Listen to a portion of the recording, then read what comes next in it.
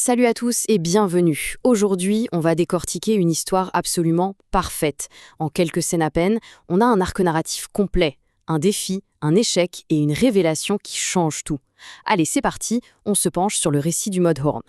Et on part de cette idée justement. On a affaire à un guerrier d'élite, un chasseur de primes qui est au top. On s'imagine des combats incroyables, des duels au blaster. Non, sauf que voilà. Bien souvent, l'obstacle le plus énorme, il surgit de nulle part. C'est un problème qui ne se règle pas avec la force. Et c'est pile là que notre histoire commence.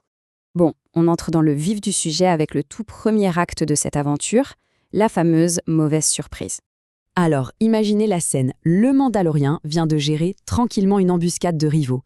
Il est efficace, il est sans pitié, il retourne à son vaisseau en se disant que le plus dur est fait. Et là, c'est la douche froide. Son vaisseau a été complètement pillé, désossé, pièce par pièce. Toute son expérience de combattant, ça ne sert à rien face à ce genre de problème. Du coup, son premier réflexe, c'est d'utiliser la seule méthode qu'ils connaissent vraiment, la manière forte. Il retrouve les coupables, les Jawas, et il attaque leur gigantesque char des sables. Et ce qui est génial ici, c'est que ça ne marche pas. Mais alors, pas du tout. Il se fait submerger par le nombre, son fusil est désintégré et pour finir, il est assommé et balancé dehors. En gros, sa méthode habituelle, celle qui le rend si redoutable, est ici totalement inutile. Ce premier échec, assez humiliant, l'oblige à tout repenser. On passe donc à la deuxième phase de notre récit, le marché avec les Jawas. Et c'est là qu'un personnage clé arrive, Quill. Il va jouer le rôle de médiateur, de guide. C'est grâce à lui que le Mandalorien comprend qu'il doit laisser tomber l'agressivité et tenter un truc qu'il ne maîtrise absolument pas, la négociation.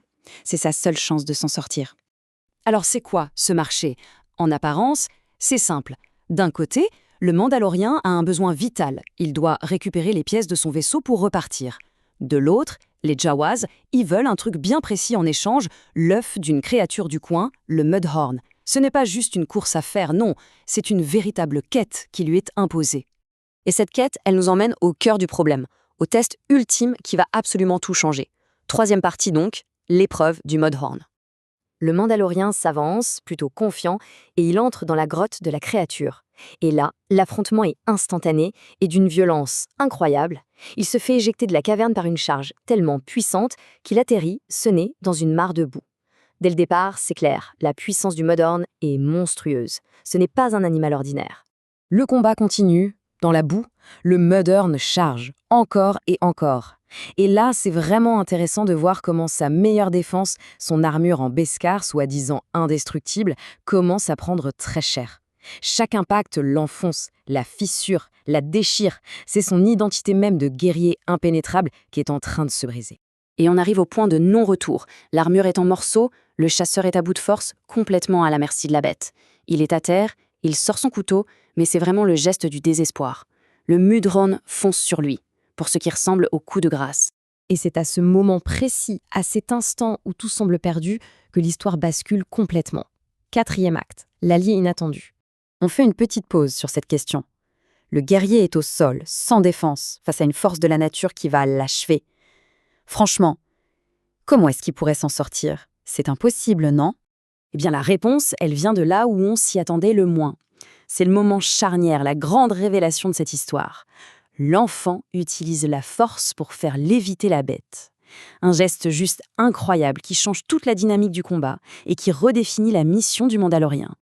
Le Mandalorien est clairement sous le choc, mais ça reste un pro. Malgré la surprise de voir ce petit être déployer un tel pouvoir, son instinct de chasseur reprend le dessus. Il profite de cette occasion inespérée pour se relever et porter le coup final à la créature qui est immobilisée. Le combat est gagné. L'objectif de la quête est atteint. Il est temps de conclure tout ça. Dernière partie, mission accomplie. Et voilà le dénouement de l'échange. Le Mandalorien ramène l'œuf poilu aux Jawas, comme promis. Et là, petit détail assez drôle, il le casse et il le mange sur place. L'objet de cette quête quasi mortelle, en fait, c'était juste un encas pour eux. Mais bon, un marché reste un marché et les pièces du vaisseau sont enfin rendues. Après ça, les dernières étapes s'enchaînent assez vite. L'échange est fait, les pièces sont là. Avec l'aide précieuse de Quill, le vaisseau est enfin réparé, ce qui permet aux Mandaloriens et à l'enfant de reprendre leur route. La boucle de cette mini-aventure est enfin bouclée. Et on termine sur cette question qui donne une toute nouvelle perspective à cette histoire. Au début, c'était clair, le Mandalorien était le protecteur, le gardien. Mais après avoir été sauvé de façon aussi décisive par sa petite cargaison, la question se pose vraiment. Au final, qui protège qui? Une pensée qui redéfinit complètement leur relation et tout le reste de leur voyage.